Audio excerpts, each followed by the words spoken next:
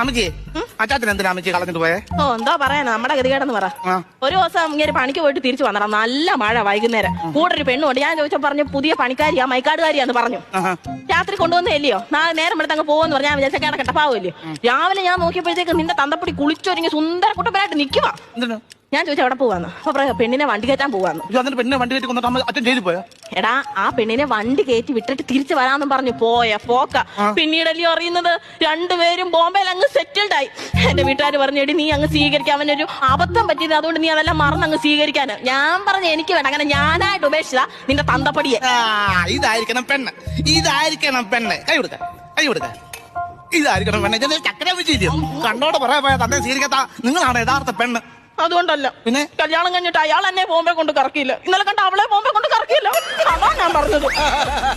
അമ്മച്ചി വിഷമിക്കണ്ട, അമ്മച്ചി ഈ ലോകം മുഴുവൻ ഞാൻ കാണിക്കും. എങ്ങനെ കാണിക്കടാ?